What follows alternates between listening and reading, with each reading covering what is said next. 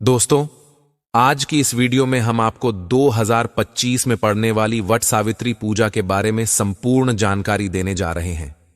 जैसे कि इस साल यानी कि साल 2025 में वट सावित्री का व्रत कब रखा जाएगा, इसकी पूजा का शुभ मुहूर्त क्या है, पूजा विधि क्या रहने वाली है और इस दिन आपको क्या खाना चाहिए एवं क्या नहीं खाना चाहिए, कौन सी चीज है जो हमें दान में देनी चाहिए और कौन सी चीजें हैं जिसका दान हमें भूल से भी नहीं करना चाहिए। साथ ही हम जानेंगे कि वह कौन सी महिलाएं हैं जिनको वट सावित्री पूजा का व्रत गलती से भी नहीं रखना चाहिए। अगर ऐसा करती है तो पूरा घर कंगाल हो जाता है और गरीबी पीछा नहीं छोड़ती है। साथ ही दोस्तों जानेंगे कि वट सावित्री की पूजा आपको कैसे करनी है। पहली बार यदि आप व्रत रख रहे हैं तो क्या क्या सावधानियां आपको इस दौरान बरतनी चाहिए एवं वट सावित्री पूजा के दिन आपको कौन सी किस विधि से पूजा करनी, किस दिन पूजा करनी है, पूजा का शुभ मुहूर्त क्या रहेगा, पूजा विधि क्या रहेगी, यह समस्त जानकारी आज हम आपको इस छोटी सी वीडियो के माध्यम से बताने जा रहे हैं। दोस्तों, आपसे निवेदन है कि वीडियो के अंत तक आपको बने रहना है। वीडियो को काट काट कर नहीं देखना है, वीडियो को पूरा ही देखना होगा, तभी आपको संपूर्ण जानकारी प्राप्त होगी। इस वीडियो को शेयर जरूर से कर दीजिए ताकि अन्य महिलाओं को भी सही जानकारी जा सके। हम शास्त्र और पुराने से निकलकर और ज्योतिषीय ज्ञान रखते हैं, उसके आधार पर आपको सही मुहूर्त के साथ सही विधि से यह जानकारी देने जा रहे हैं। तो चैनल दिव्य ज्योति को सब्सक्राइब जरूर से कीजिएगा और वीडियो को लाइक करके कमेंट में एक बार जय माता दी लिख दीजिए। चलिए प्रारंभ करती हैं दोस्तों। वट सावित्री व्रत के दिन चाहे कुछ करना या ना करना, और यह एक काम जरूर से करना, अखंड लक्ष्मी और सौभाग्य की प्राप्ति होगी। दोस्तों, आज की वीडियो बहुत ही महत्वपूर्ण है, तो इस वीडियो को खास करके सुहागन महिलाओं तक जरूर से शेयर कर दीजिएगा, क्योंकि वट सावित्री का व्रत शादीशुदा महिलाओं के लिए ही है। तो दोस्तों चलिए वीडियो में आगे बढ़ते हैं, पर उससे पहले यदि आप भी अपने जीवन में भगवान भोलेनाथ एवं माता पार्वती जी की असीम कृपा, उनका आशीर्वाद प्राप्त करना चाहते हैं तो कमेंट बॉक्स में ओम नमः शिवाय जरूर लिख दें। दोस्तों, वट सावित्री व्रत हिंदू धर्म का एक प्रमुख त्योहार है जो कि साल में एक ही बार आता है। वट सावित्री का व्रत सुहागिन महिलाएं अपने पति के लंबी उम्र एवं स्वस्थ निरोगी जीवन के लिए करती हैं। हर वर्ष यह सावित्री व्रत ज्येष्ठ मास की अमावस्या तिथि के दिन रखा जाता। आज इस वीडियो में हम जानेंगे कि वट सावित्री व्रत कैसे करें। नहाए खाएं से लेकर पारण तक की संपूर्ण जानकारी आपको सिर्फ इसी वीडियो के माध्यम से प्राप्त हो जाएंगी। साथ ही हम आपको शास्त्रों के अनुसार पति की कुशलता के लिए इस दिन कौन सा श्रृंगार आपको करना चाहिए, यह भी आपको बताएंगे। तो दोस्तों, पंचांग के मुताबिक वट सावित्री व्रत ज्येष्ठ मास की अमावस्या तिथि पर रखा जाता है। इस साल ज्येष्ठ माह की अमावस्या तिथि की शुरुआत 26 मई 2025 को दिन में 12 पर हो रही है। इसका समापन अगले दिन यानी 27 मई को दिन में 12:21 पर हो रही है, को सुबह 8:11 पर होगा। ऐसे में 26 मई को वट सावित्री व्रत का व्रत रखा जाएगा और इसके एक दिन पूर्व यानी कि 25 मई को हम नहाए खाएं करते हैं। तो नहाए खाएं के दिन आप सबसे पहले नाखून काट लीजिएगा। दोस्तों, इस दिन कौन सी गलतियां भूलकर नहीं करनी चाहिए, ले जानते हैं।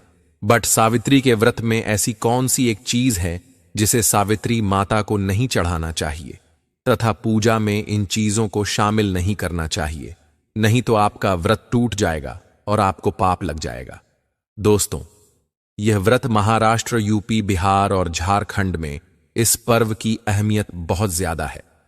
यहां तक कि विदेश में रहने वाली महिलाएं भी अपने पति के लिए वट सावित्री व्रत अवश्य रखनी है। चलिए दोस्तों, हम जानते हैं कुछ ऐसी गलतियों के बारे में जिन्हें आपको वट सावित्री के दिन भूलकर भी नहीं करना चाहिए।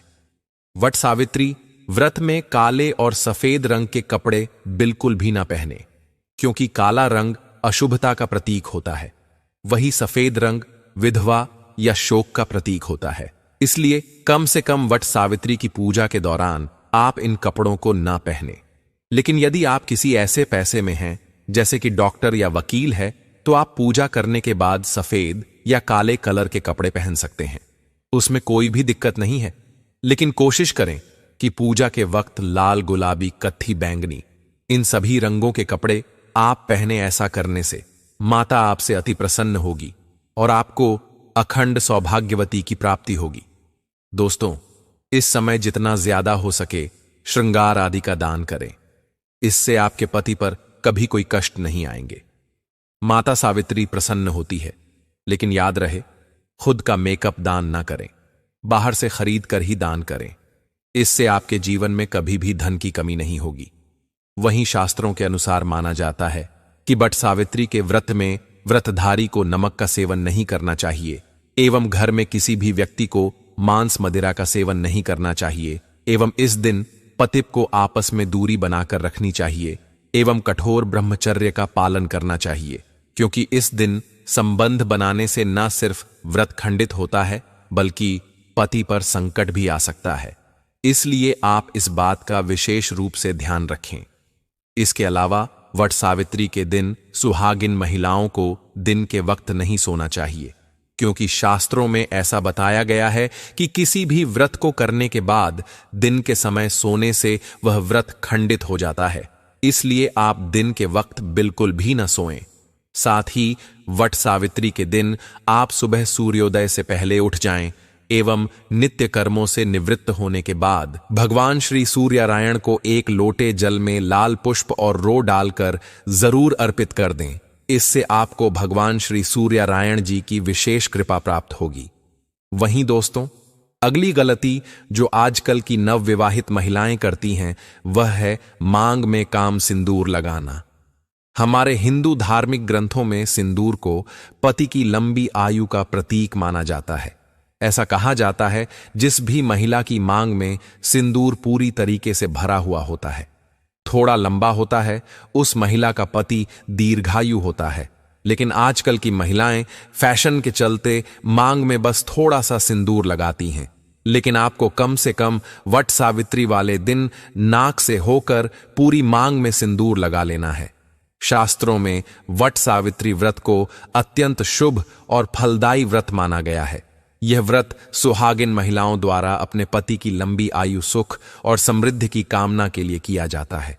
इस दिन मांग में सिंदूर भरना बहुत महत्वपूर्ण होता है। कहा जाता है कि इस दिन यदि महिलाएं अपनी मांग में थोड़ा लंबा सिंदूर भरें तो इससे उनके पति की आयु बढ़ती है और माता सावित्री प्रसन्न होती हैं। जब महिला की मांग में सिंदूर सुशोभित होता है तो वह सौभाग्यवती स्वरूप मानी जाती है। खासकर वट सावित्री और करवा चौथ जैसे व्रतों में सिंदूर को विशेष स्थान प्राप्त है। कोई महिला जानबूझकर या अज्ञानता में मांग में सिंदूर कम भरती है या इस पर ध्यान नहीं देती तो यह व्रत की पूर्णता में बाधा बन सकता है। इसलिए मांग में सिंदूर जितना अधिक और सुसज्जित रूप से भरा जाएगा, उतना ही यह शुभ फलदायक रहेगा। वट सावित्री के दिन माता सावित्री को लाल फूल अर्पित करने का विशेष महत्व है। लाल फूल प्रेम, श्रद्धा और भक्ति का प्रतीक होता है। जब महिला सच्चे भाव से लाल फूल अर्पित करती है तो इससे उसके जीवन में प्रेम, सामंजस्य और समृद्धि बनी रहती है। माता सावित्री को लाल रंग अत्यंत प्रिय है और यह उन्हें प्रसन्न करता है। आज के समय में कई महिलाएं वट सावित्री के दिन इसे एक सामान्य व्रत समझकर पार्लर चली जाती हैं और बाल कटवा लेती हैं। यह बहुत बड़ी भूल मानी जाती है। शास्त्रों में इसे घोर पाप कहा गया है। बाल कटवाने से माता सावित्री रुष्ट हो जाती हैं और इससे पति के जीवन पर संकट आ सकता है। करवा चौथ और वट सावित्री जैसे व्रतों में बालों को कटवाना अशुभ माना गया है। यह व्रत पति की दीर्घायु और अखंड सौभाग्य के लिए होता है और किसी भी तरह की कटौती इसमें व्रत की मर्यादा को खंडित कर सकती है। इस दिन अर्पित की जाने वाली किसी भी वस्तु की पूर्णता और पवित्रता का ध्यान रखना आवश्यक है। कोई भी टूटी फूटी वस्तु, चाहे वह फूल हो, थाली हो या पूजा की अन्य सामग्री, अर्पण योग्य नहीं होती। चूड़ियों का विशेष महत्व होता है और व्रत के दिन सफेद, नीली या काली चूड़ियां पहनने से बचना चाहिए। टूटी हुई चूड़ियां तो बिल्कुल भी नहीं पहननी चाहिए। मंगलसूत्र सुहाग का प्रतीक है, इसलिए वट सावित्री के दिन इसे गले में अवश्य धारण करना चाहिए। यदि कोई महिला इस दिन मंगलसूत्र नहीं पहनती है तो उसका व्रत अधूरा माना जाता है। शास्त्रों में कुछ ऐसी स्थितियों का उल्लेख है जब महिलाओं को यह व्रत नहीं करना चाहिए। सबसे पहली स्थिति तब होती है जब किसी महिला का मन अपने पति के बजाय किसी अन्य पुरुष की ओर आकर्षित हो।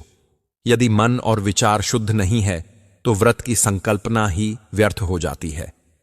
आचार्य चाणक्य ने भी कहा है कि एक आदर्श जीवन साथी वही होता है जिसका मन पवित्र हो और जो केवल अपने प्रेमी से प्रेम करे। ऐसा व्यक्ति ही सच्चे रिश्ते को निभाने में सक्षम होता है। दूसरी स्थिति गर्भवती महिलाओं की होती है।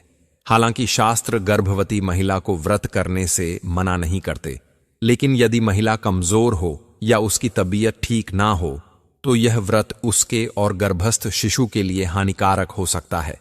ऐसे में डॉक्टर की सलाह लेकर ही व्रत रखने का निर्णय लेना चाहिए। तीसरी स्थिति तब होती है जब कोई महिला अपने पति के साथ 7 फेरे लिए बिना साथ रह रही हो। शास्त्रों के अनुसार वट सावित्री व्रत पति के पवित्र बंधन के लिए है और 7 फेरे इसके लिए अनिवार्य माने गए हैं। बिना विवाह के ऐसे रिश्ते इस व्रत की पवित्रता को कलंकित करते हैं। अगर पति पत्नी के बीच लंबे समय से विवाद चल रहा हो और तलाक की स्थिति बन रही हो तो ऐसे समय व्रत रखना अनुचित माना जाता है। वट सावित्री का व्रत प्रेम और समर्पण का प्रतीक है। यदि जीवन में नफरत, दूरी और तनाव ही रह गया है तो पहले आपसी रिश्तों को सुधारें और फिर व्रत का संकल्प लें। यह व्रत हृदय की शुद्धता और निष्ठा की मांग करता है। व्रत के दिन सुहाग की किसी भी सामग्री को किसी अन्य महिला को पहनने के लिए देना अशुभ माना जाता है। आजकल महिलाएं अक्सर एक दूसरे के गहने पहन लेती हैं, लेकिन इस दिन अपनी चूड़ियां, बिछुए, मंगलसूत्र, सिंदूर जैसी चीजें किसी और को देना वर्जित है। इससे पति के जीवन पर संकट आ सकता है। इस दिन घर में मीठे पकवान अवश्य बनाए जाने चाहिए और उन्हें पहले माता को भोग लगाकर फिर प्रसाद रूप में ग्रहण करना चाहिए।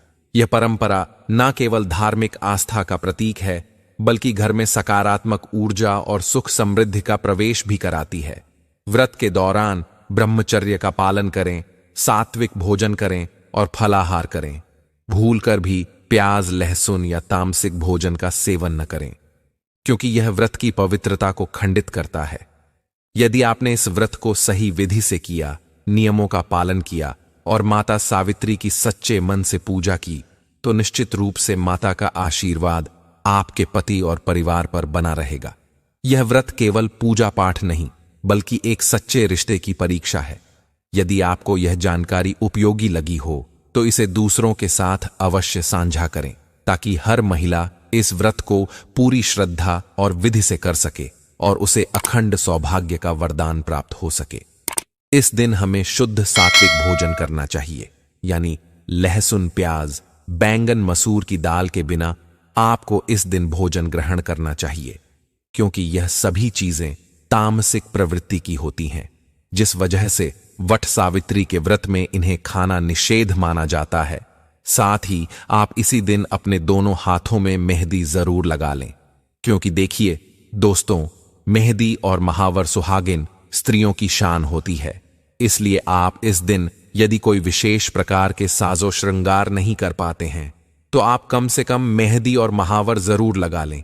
और अगर आपके घर में वट सावित्री व्रत के दिन ठेकुआ बनाने की परंपरा है तो आप ठेकुआ भी नहाए खाए के दिन ही बना लें। और उसके अगले दिन हम व्रत रखेंगे तो व्रत के दिन आप लोग सुबह जल्दी उठ जाइएगा। सुबह जल्दी उठकर आप स्नान कर लीजिएगा और इस दिन हमें लाल पीला वस्त्र पहनकर ही पूजा करनी चाहिए। तो आपके पास नई साड़ी है तो आप लोग नई साड़ी पहन लीजिएगा, या आप अगर शादी का जो भी साड़ी है पहनना चाहती हैं तो वह भी पहन सकती है। और चूड़ी आप लोग एक डब्बा या लेट ही नया जरूर खरीद लीजिएगा। साड़ियां पहने हुआ भी पहन सकती है, लेकिन चूड़ियां आप अपने लिए एक नया जरूर से ले लीजिएगा। और उस दिन 16 श्रृंगार किया जाता है तो आप अपना सिंदूर से मांग भर लेना लें। परंतु इस दिन कुछ ऐसी गलतियां होती हैं जिनको भूल कर भी नहीं करना चाहिए। अगर ऐसा कर देती है तो पूरे घर को कंगाली झेलनी पड़ती है और पति कभी तरक्की नहीं कर पाता है। तो आप सभी को व्रत धारण करने से पहले इन गलतियों को करने से बचाना है। आपको इन गलतियों के बारे में जाना बहुत जरूरी है। तो पहले मैं आपको बता दूं इन गलतियों के बारे में, फिर हम जानेंगे पूरी पूजा विधि। जब जब पति की लंबी आयु के लिए पूजा करने की बात आती है, तब तब वट सावित्री व्रत का नाम लिया जाता है। यह उपवास सुहागिन महिलाओं के लिए बेहद खास होता है। हर साल ज्येष्ठ मास की अमावस्या तिथि को वट सावित्री का व्रत रखने का विधान है। मान्यता है कि इस दिन विधिनुसार पूजा अर्चना करने से पति की लंबी आयु का आशीर्वाद मिलता है। इस दौरान पूजा के सभी कार्यों को शुभ मुहूर्त के अनुसार किया जाता है। वट सावित्री पर वट वृक्ष की पूजा करना शुभ होता है। बिना इसके उपवास अधूर माना जाता है। इस दौरान वृक्ष के नीचे सावित्री और सत्यवान की प्रतिमा स्थापित जरूर करें। उनकी पूजा करने से सुहागिनों को अखंड सौभाग्यवती भव का आशीर्वाद मिलता है।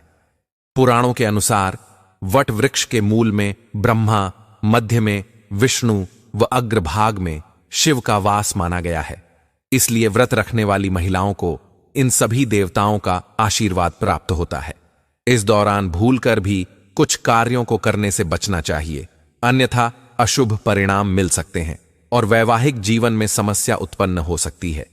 इसी कड़ी में आइए इस दिन क्या करें और क्या न करें यह जान लेते हैं। वट सावित्री व्रत में भूलकर भी सुहागिन महिलाएं नीले, काले और सफेद रंग के वस्त्र न पहने। इसे अशुभ माना जाता है। इस दिन जीवन साथी के साथ किसी भी प्रकार का वाद विवाद या झगड़ा न करें। वट सावित्री व्रत कर रही महिलाएं इस दिन पति के साथ जीवन भर साथ देने का संकल्प जरूर लें। इस दिन तामसिक भोजन का सेवन न करें। वट सावित्री के दिन 16 श्रृंगार करें, लेकिन भूलकर भी बाल न कटवाएं। इस दिन व्रत कथा जरूर सुनें।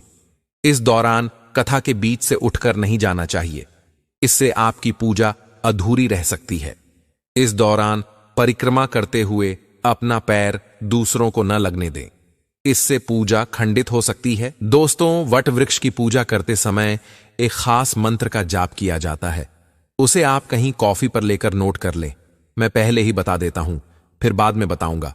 इसकी संपूर्ण जानकारी अभी वीडियो छोड़कर जाने की गलती मत कीजिएगा। अभी पूरी जानकारी अभी बताने वाला हूं। तब तक चैनल दिव्य ज्योति को सब्सक्राइब कर लीजिए। अब ध्यान से मंत्र नोट कीजिए। जब आप वट वृक्ष की पूजा करें तब आपको यह मंत्र बोलना है। अवैधव्यम च सौभाग्यम देहित्वम मम सुव्रते पुत्रान पौत्रांश्च सौख्यम च गृहाणार्घ्यम नमोस्तुते यथा शाखा प्रशाखाभिर्वृद्धोऽसि त्वं महीतले तथा पुत्रैश्च पौत्रैश्च संपन्नम कुरुमा सदा। जैसा कि आप सभी जानते हैं, इस दिन महिलाएं 16 श्रृंगार करती हैं। इस दिन महिलाओं को गले में मंगल सूत्र पहनना है, पैर में पायल, बिछुआ और महावर जरूर लगा लीजिएगा। और जो शादी का चुनरी रहता है वह ओढ़कर ही हमें उस दिन पूजा करनी चाहिए। और आप लोग मांग में जो मांग टिका है वह भी जरूर पहन लीजिएगा। और इस दिन हमें टीका पहनकर ही पूजा करनी चाहिए। सुहाग का सबसे बड़ा प्रतीक टिका होता है, तो आप लोग टीका जरूर पहन लीजिएगा। और दोस्तों, कई बार क्या होता है कि बहुत सारे लोगों के आसपास वट वृक्ष नहीं होता है, या जो किसी कारणवश नहीं जा सकते हैं। ऐसे लोग अपने घर में कोई छोटा सा वट वृक्ष खरीद कर ला सकते हैं, या वृक्ष की टहनियों को भी लाकर उनकी विधिवत पूजा कर सकते हैं। लेकिन वृक्ष के पास जाकर पूजा करना अधिक पुण्यकारी होता है। इसलिए जब तक बहुत जरूरी ना हो तब तक घर में पूजा ना करें। लेकिन दोस्तों, ध्यान रखिएगा, वट सावित्री पूजा के दिन कभी भी हमें बरगद की टहनी नहीं तोड़नी चाहिए। तो आप लोग एक दिन पहले ही बरगद यानी कि वट वृक्ष की टहनियां मंगवा कर रख लीजिएगा और 26 मई की पूजा में उसी टहनी का इस्तेमाल आप कर लें। इस पूजा में गौरी गणेश का सबसे पहले पूजन किया जाता है। उसके बाद ही हम वट वृक्ष की पूजन करते हैं। और आप गौरी माता हल्दी से बना लीजिएगा और सुपारी में कलावा लपेटकर गणेश जी बना लीजिएगा। अब आप एक लाल कपड़ा ले लीजिएगा, उसके बाद ही पूजन करते हैं। फिर चावल के आटे में थोड़ा सा हल्दी मिक्स करके हमें अपन बना लेना चाहिए। वट वृक्ष में लगाने के लिए और श्रृंगार की सामग्री भी चढ़ाई जाती है, तो आप अपने लिए भी चढ़ा लीजिएगा। और कुछ श्रृंगार की सामग्री हमें दान भी करनी चाहिए। और इस दिन जो भी सीजन फल है वही प्रसाद में चढ़ाया जाता है, जैसे कि तरबूज, खरबूज, पपीता, अंगूर, आम। जो कुछ भी आपके उधर मौसमी फल अभी उपलब्ध हो, उस फल को आप जरूर चढ़ाएं। और फिर वट वृक्ष को आपको हवा जरूर करना है, यानी कि आप बांस से निर्मित पंखे से वट वृक्ष जी को हवा जरूर कर दें। एक पंखा से आप अपने पति को हवा करती हैं और दूसरा पंखा दान किया जाता है, तो 2 पंखे की जरूरत होती है। और पूजा पाठ करने के बाद हम परिक्रमा करते हैं, तो परिक्रमा करने के लिए आपके पास अगर कच्चा सूट है तो वह ले लीजिएगा। अगर कच्चा सूट नहीं है तो आप मौली धागा से भी परिक्रमा कर सकते हैं। और नियम तो है 108 परिक्रमा हमें करनी चाहिए। अगर 108 आप करने में सक्षम हैं तो 108 कीजिएगा, नहीं तो आप अपनी शक्ति अनुसार 11 बार, 21 बार या 51 बार भी परिक्रमा कर सकते हैं। और परिक्रमा करते समय आप लोग ध्यान दीजिएगा, अगर आपका धागा मान लीजिए खत्म हो जाए, फिर भी आपको परिक्रमा रोकना नहीं है। धागा खत्म हो जाए तो आप वहीं धागे को बांध के परिक्रमा करते रहें। और परिक्रमा करने के लिए आप अपने हाथ में चना ले लीजिएगा और 1 पैकेट हमें सिंदूर ले लेना है। चना गिनकर रख लीजिएगा, क्योंकि परिक्रमा करते समय हम भूल जाते हैं कि हम कितनी बार परिक्रमा किए हैं। इसीलिए आप लोग चना ले लीजिएगा और सिंदूर ले लीजिएगा। बट वृक्ष में लगाने के लिए और सुहाग की सामग्री हमें जरूर चढ़ाना चाहिए, तो आप सुहाग की सामग्री में चूड़ी, सिंदूर, बिंदी यह भी चढ़ा सकते हैं। और मान लीजिए 16 श्रृंगार की सामग्री चढ़ाना चाहते हैं तो वह भी चढ़ा सकते हैं। और कुछ ना कुछ आप लोग दान करने के लिए भी जरूर चढ़ाएगा। आपको पूजा कर लेनी है। पूजा करने के बाद इस दिन पति पूजन भी किया जाता है, तो आप लोग जब पूजा कर लीजिएगा, घर आइएगा, उसके बाद आप लोग पति का पूजन कीजिएगा। सबसे पहले पति को जल से पैर धोया जाता है, उसके बाद हम पंख से हवा करते हैं, टीका लगाते हैं और उनके हाथ में कलावा बांधते हैं। और जो भोग प्रसाद हम लाते हैं वह हम पति को खिलाते हैं। तो पति पूजन हमें जरूर करना चाहिए। और पति पूजन करने के बाद अभी आप चाहे जो शरबत यह ले सकते हैं। इस व्रत में सिर्फ नमक नहीं खाया जाता है, आप मीठा भोजन कर सकते हैं। तो आप लोग पूजा करने के बाद जो कुछ भी खाना चाहते हैं वह खाएगा। और शाम में सूर्यास्त होने से पहले ही आप मीठा भोजन कर लीजिएगा। सूर्यास्त होने के बाद हमें कुछ भी नहीं खाना चाहिए और व्रत का पारण हम अगले दिन करेंगे। और इस बार वट सावित्री व्रत 26वें दिन सोमवार को है और नहाए खाएं। 25वें दिन रविवार को है और व्रत का पारण हम दिन मंगलवार को करेंगे। और जो लोग पहली बार वट सावित्री व्रत करना चाहती हैं वह कर सकती है। इस बार कोई मलमास अधिक मास नहीं है, तो अगर आप लोग व्रत उठाना चाहते हैं तो आप लोग व्रत जरूर उठा लीजिएगा।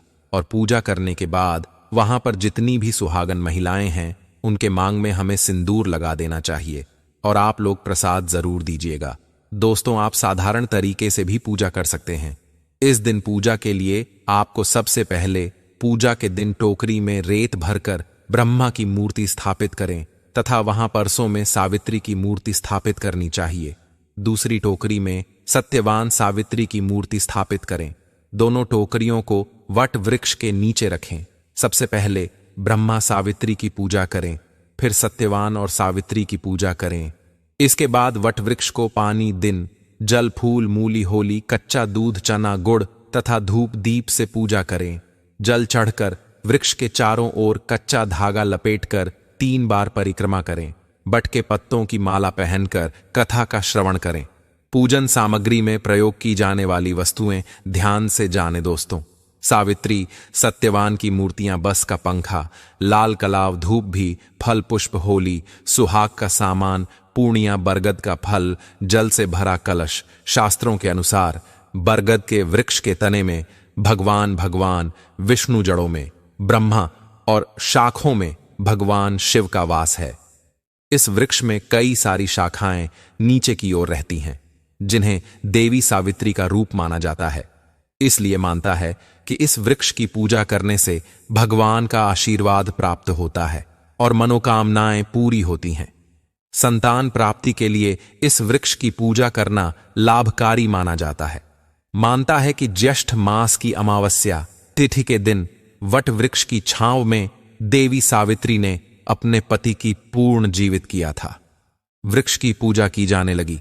हिंदू धर्म में जिस तरह से पीपल के वृक्ष को भगवान विष्णु का प्रतीक माना जाता है, इस तरह बरगद के पेड़ को भगवान शिव का प्रतीक माना जाता है। मान्यता है कि तीर्थंकर रश्मिताव नहीं, अक्षय वट के नीचे तपस्या की थी।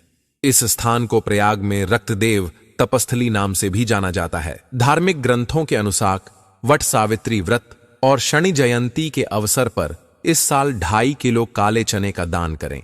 इतना संभव नहीं है तो 1 किलो और 25 ग्राम काले चने का दान जरूर करना चाहिए। इसके अलावा वट सावित्री व्रत के दिन सूने स्थान पर या मंदिर के पास जाकर पीपल का पौधा रोपने का उपाय आजमाना चाहिए।